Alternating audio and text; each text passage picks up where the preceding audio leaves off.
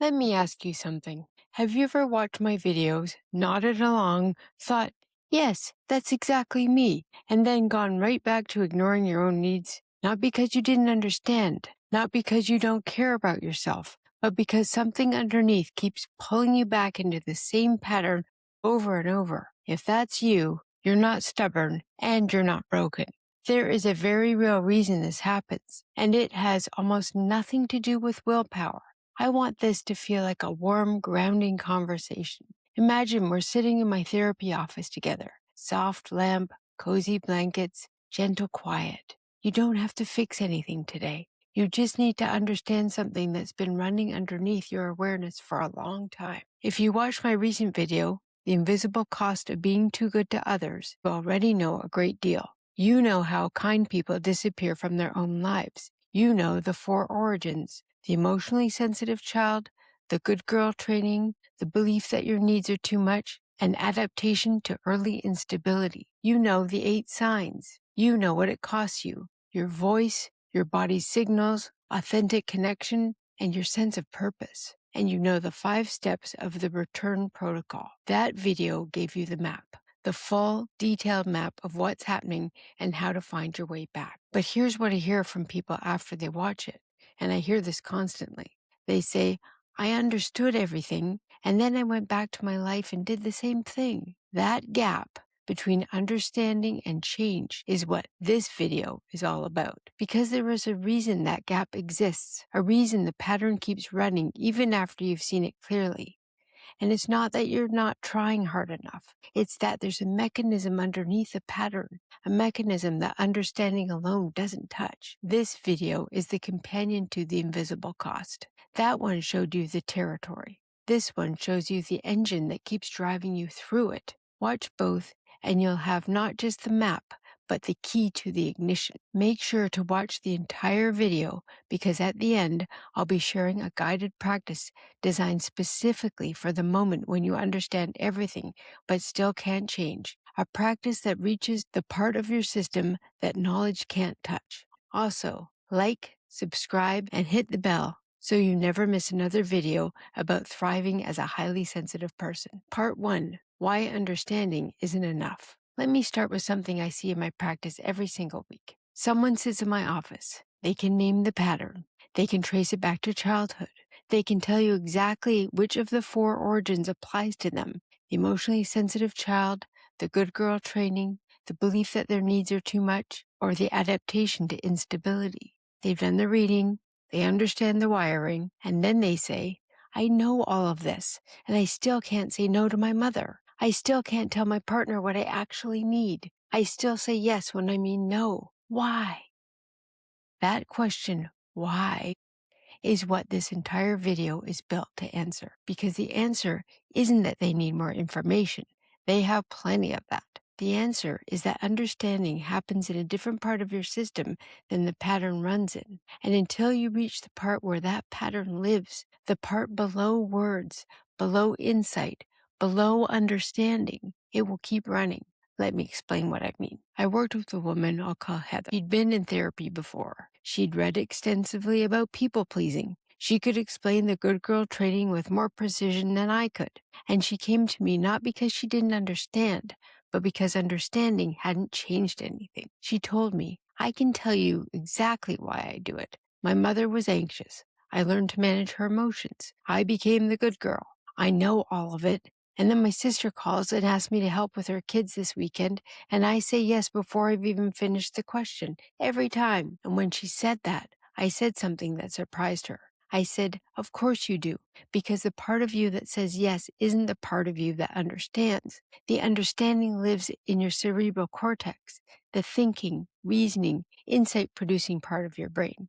The yes lives in your survival system, the older, faster, deeper system that doesn't care about insight. It cares about safety. And it learned a very long time ago that saying yes is how you stay safe. That's the knowing doing gap. And it's not a character flaw. It's a systems problem. Your understanding and your pattern are running on different hardware. The deeper reason: 3 mechanisms that keep the pattern running.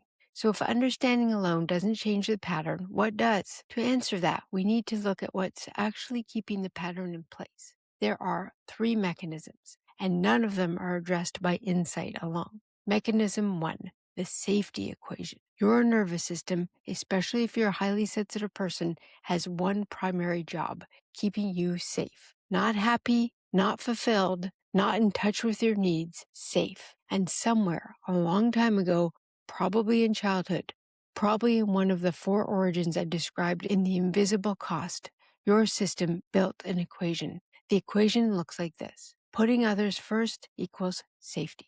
Having needs equals danger. Now, this equation isn't written in words. It's written in your body, in your nervous system, in the way your chest tightens when someone asks you for something and you think about saying no, in the way your pulse races before you express a preference, in the way your body relaxes when you say yes, even when your soul is saying no. That physical response isn't weakness. It's your safety system doing exactly what it learned to do. It learned that saying yes keeps the connection, keeps the approval, keeps the love, and saying no or having a need threatens all of that. I worked with a client I'll call Greg, a deeply kind man, one of those people who do anything for anyone, but who'd been running on empty for years. He told me, when my wife asks me to help with something, I say yes before I even think. It's like a reflex. And then I'm exhausted and resentful, and I can't understand why I keep doing it. When we explored what happened in his body in the moment of the ask, he described a very specific sensation, a quickening in his chest, almost like a mild panic. And that quickening, that was his safety system activating. It wasn't thinking, it was reacting. It had learned decades ago that the fastest way to make the feeling stop, the fastest way to return to safety was to say yes. Greg didn't need to understand the pattern better. He needed to reach the part of his system where the safety equation was stored. And that required something different than insight. It required what I call a pattern interrupt, which I'll teach you later in this video. If you've ever said yes and then immediately wondered why, if you felt that quickening in your chest, tell me in the comments. You're not alone in this. That response is more common than you think, especially among HSPs. Mechanism 2, the invisibility loop. This is the mechanism I see most often misunderstood, even by therapists. Here's how it works. When you stop expressing your needs over months, years, decades, something remarkable happens in your system. You don't just stop expressing them, you stop perceiving them. They literally become harder to feel. This isn't a choice, it's neuroplasticity. Your brain is incredibly efficient. It prunes away the neural pathways that aren't being used and strengthens the ones that are. And if you spent 20 years ignoring your own needs, the pathways that register those needs, that translate a feeling of tiredness into I need rest, that translate a feeling of tightness into I need space, those pathways have been pruned. They're still there, but they're faint, hard to access, like a radio signal that's almost too weak to pick up. In The Invisible Cost, I described how Lucy, my client who couldn't tell you what she wanted for dinner, had lost access to her own preferences. I called that silencing. And it is. But there's something deeper happening underneath the silencing. It's not just that Lucy learned to suppress her preferences. It's that over years of suppression, her system stopped generating clear preference signals in the first place. The pathway between feeling and need identification had been so rarely used that it went dormant. This is the invisibility loop. You don't express needs, your system stops registering them clearly, and you can't find them to express them, and then you don't express needs. A closed loop, self-reinforcing, and completely invisible from the inside. Let's take a breath there. Because if you've ever felt like your needs are just vague, like you can feel that something's wrong, but you can't name what you need to make it better, that's not confusion. That's the invisibility loop. Your needs aren't gone. The signal is just faint, and we can strengthen it again, but not with insight, with practice. Mechanism 3, the identity lock. This is the deepest mechanism and the hardest to see from the inside. Over time, the pattern of ignoring your own needs doesn't just become something you do, it becomes something you are. Your identity forms around it. You become the person who shows up, the one who never asks for anything, the easy one, the strong one, the one who holds it all together. And once your identity is built around selflessness, having needs doesn't just feel dangerous. It feels like self-destruction, like you're erasing who you are. Because if you're the person who doesn't need anything, then needing something means you're nobody or someone you don't recognize. In The Invisible Cost, I told you about Carolyn, my client who said, I think I've lost myself. I just feel like I don't exist anymore. And I told you about her return, how after 18 months, she told her husband what she wanted for dinner, and it was the best meal she'd had in years, because it was mine. What I didn't tell you, because it belongs in this conversation, is what happened in between. Because before Carolyn could name what she wanted for dinner, she had to face something terrifying. She had to sit with the question, if I'm not the person who puts everyone first, who am I? And that question almost stopped her. She told me, if I start having needs, I don't know who I'll be. I've been the one who doesn't need anything for so long that I don't have any other identity to step into. That's the identity lock. The pattern has become so woven into who you are that changing it feels like disappearing, even though the pattern is the disappearance. It's the cruelest paradox of this whole thing. The very mechanism that erased you has become the only identity you have left. And that's why insight alone doesn't change it. You can understand the identity lock perfectly and still be terrified to step out of it, because stepping out means standing in an identity vacuum. It means not knowing who you are for a while.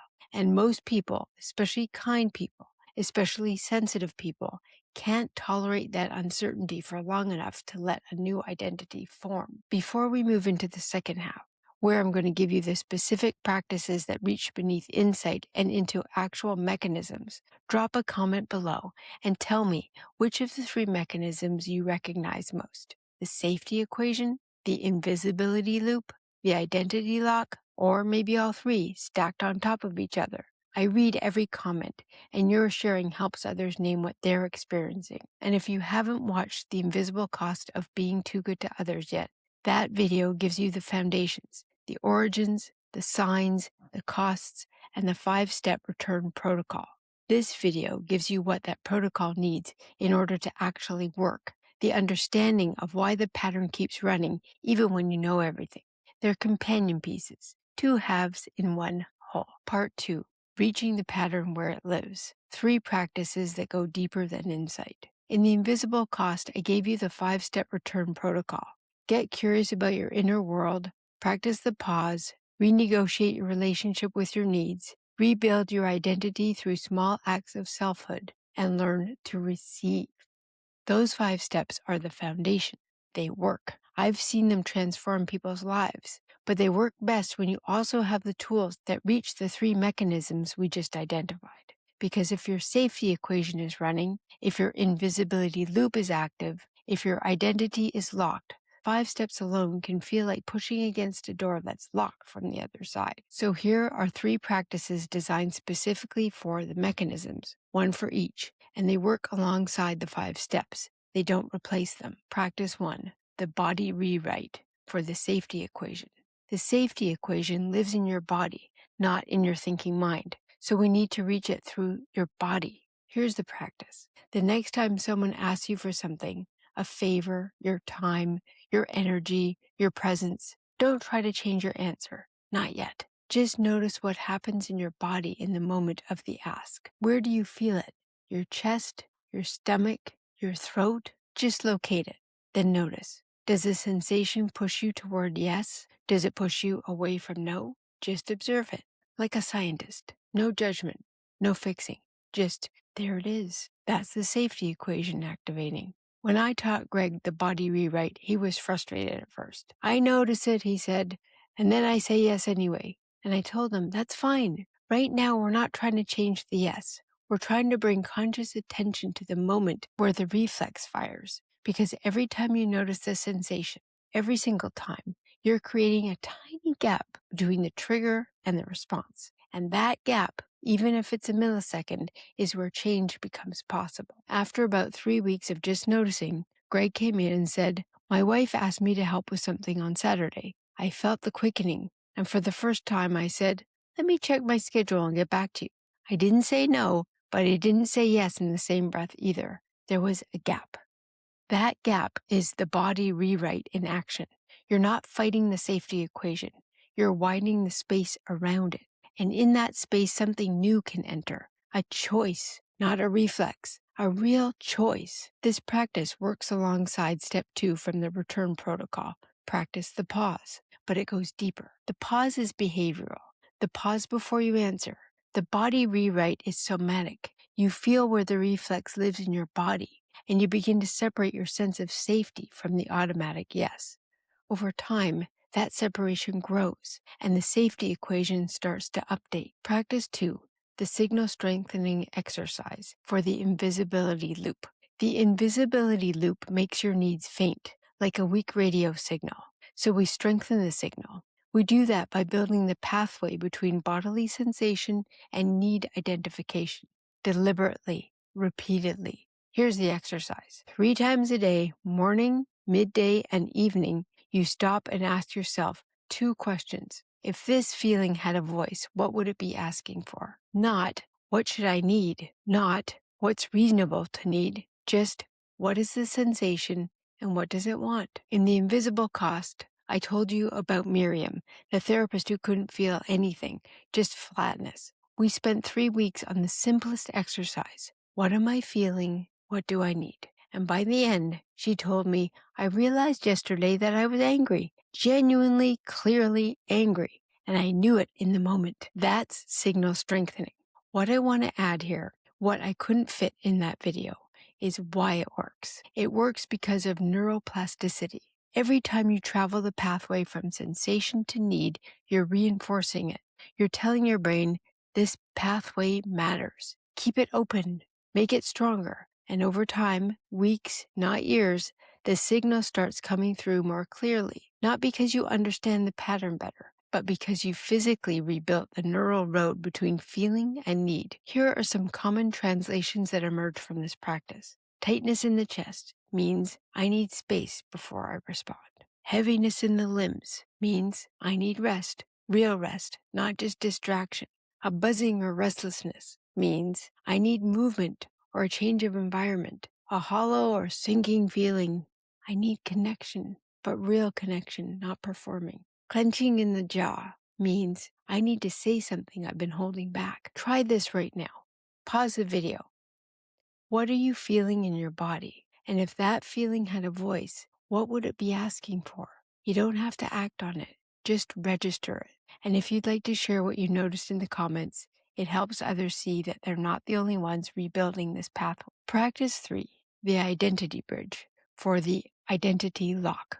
This is the most challenging practice, but also the most transformative. The identity lock tells you, if I stop being the person who puts everyone first, there will be nothing left of me. And that fear that you'll be nobody is what keeps you locked in a pattern that is already making you nobody. The identity bridge is how you begin to cross from the old identity to a new one without falling into the void in between. Here's how it works. You don't abandon the old identity overnight. You don't go from the person who never needs anything to the person who expresses every need. That's too big a leap for your system, and it will trigger the safety equation so hard you'll snap right back. Instead, you expand the old identity.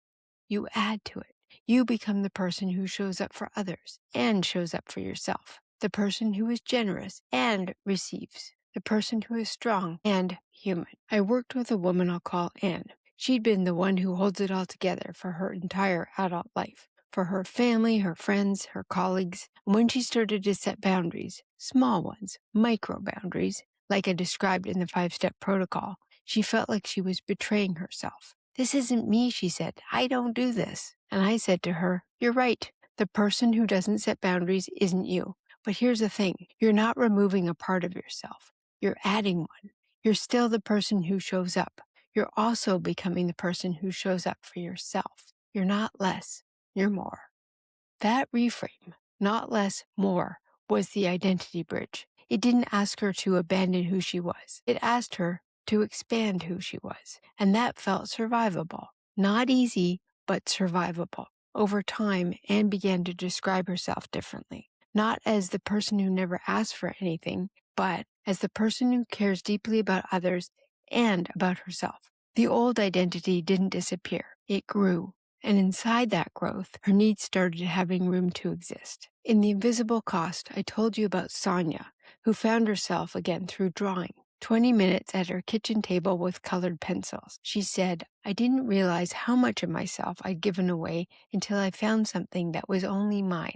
That's the identity bridge too. She didn't stop being a devoted mother or nurse. She added someone who draws to the identity. She became more. That's how you cross the identity lock. Not by leaping, by expanding. One small survivable addition at a time. How the 3 practices work with the 5 steps. Now, I want to make something very clear. These 3 practices don't replace the 5-step return protocol from The Invisible Cost. They work with it. They're designed to reach the mechanisms that the 5 steps alone can sometimes brush against without fully shifting. Here's how they fit together. Step 1. Get curious about your inner world. This is the foundation.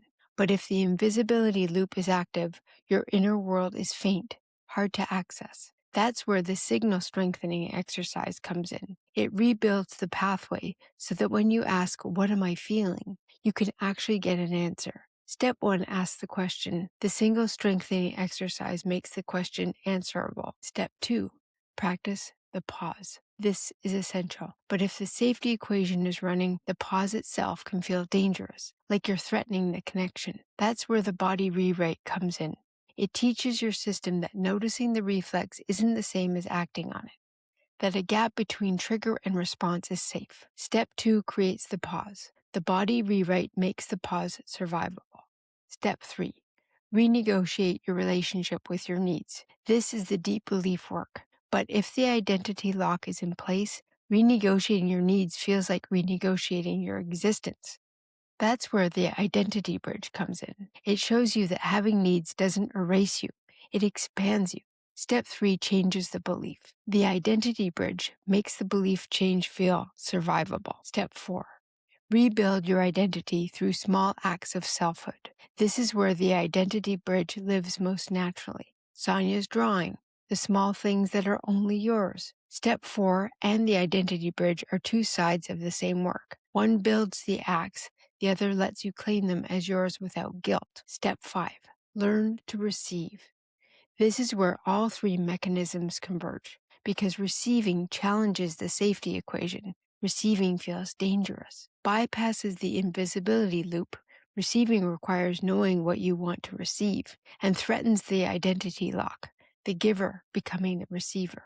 The 3 practices prepare your system for step 5. They clear the roadblocks so that receiving, perhaps the most important and most difficult step, actually becomes possible. Let's take a breath there. Because what I'm describing is a complete system. The 5 steps give you the path. The 3 practices give you the tools to walk it without the mechanisms pulling you back. And together, they work. The question that changes everything. Now I want to share something I've been building toward throughout this entire conversation. When people ask me, and they ask me all the time, why can't I change this pattern even when I understand it? My answer has evolved over the past 30 years. And here's where it's landed. The real reason kind people ignore their own needs isn't any single mechanism. It's that all 3 mechanisms are running simultaneously. The safety equation makes it feel dangerous to change. The invisibility loop makes it impossible to find the needs you'd be changing toward. And the identity lock makes it feel like changing would erase who you are. These 3 mechanisms form what I call a self-maintaining system. Each one reinforces the others. The safety equation keeps you saying yes, which feeds the invisibility loop, which keeps your needs faint, which makes the identity lock feel even more true. See, I don't even know what I need. There must not be much there. It's a closed loop, self-reinforcing, invisible from the inside, and it will keep running no matter how much you understand it until you address all 3 mechanisms together. That's why the 5 steps alone sometimes aren't enough, and that's why the 3 practices exist. But there's one more thing I want to add. Something I've seen make a difference between people who gradually shift the pattern and people who stay stuck in it despite everything. I worked with a woman I'll call Catherine.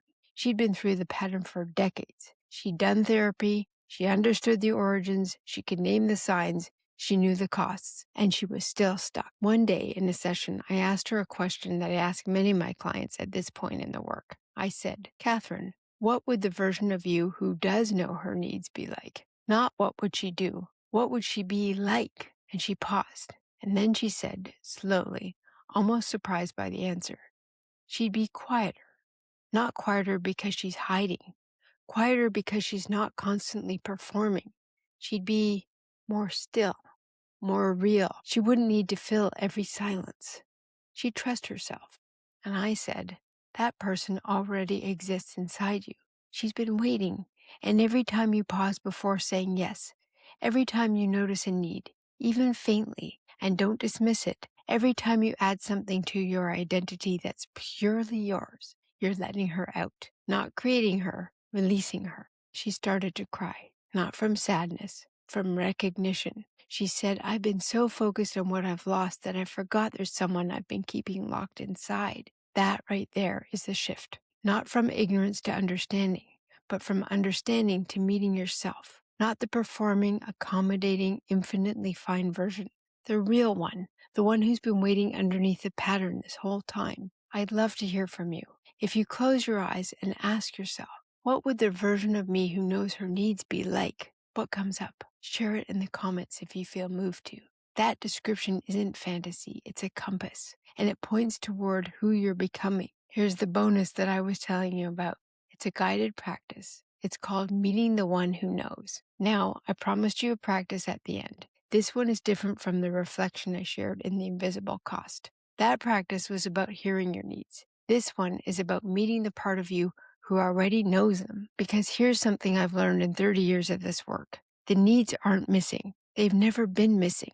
The signal has been faked. The pathway has been dormant. The identity has been locked. But underneath all of that, underneath the safety equation, underneath the invisibility loop, underneath the identity lock, there is a part of you who knows exactly what you need, who has always known. And this practice is about beginning to hear her. Find a comfortable position. You can sit or lie down. And if it feels okay, gently close your eyes or soften your gaze. Take a slow breath in through your nose and a longer, slower breath out through your mouth. Again, breathing in and breathing out. Let your breath return to its natural rhythm. No need to control it, just allowing. Now, I want you to imagine, not a fantasy, not a perfect version of yourself, just the version of you who knows what she needs, the one who isn't performing, the one who isn't managing, the one who is simply present, real, grounded. You might not see her clearly at first. That's okay. Just sense her. She's been inside you for a long time, waiting, not impatiently, just waiting. And ask her gently, what do you need right now? Don't force an answer. Don't edit what comes. Just let it arrive. It might come as a word, a feeling, an image, a sensation in your body, or just a sense, a quiet knowing that doesn't need words. If the answer surprises you, let it. If it doesn't match what you think you should need, that's okay. This part of you doesn't consult the safety equation. She doesn't run through the invisibility loop. She doesn't check the identity lock. She just knows. And whatever she tells you, or even the fact that you asked, offer this acknowledgement. I hear you. I'm listening. And I'm beginning to trust you. Notice what happens when you say that. Does something shift? Does something soften? Does something tighten in resistance? Whatever the response, it's information. It's your system beginning to believe that there's someone inside worth listening to. Take one more slow breath in and gently breathe out. And before we close this practice, let me offer you this. The part of you who knows your needs has never left. She hasn't gone anywhere. She has been waiting, quietly, patiently, for you to turn toward her. And you just did, even if only for a moment, even if only faintly. You turn toward her. And that turn, that is the beginning of everything. Gently begin to come back. Wiggle your fingers and your toes. Turn your head slowly. And when you're ready, open your eyes.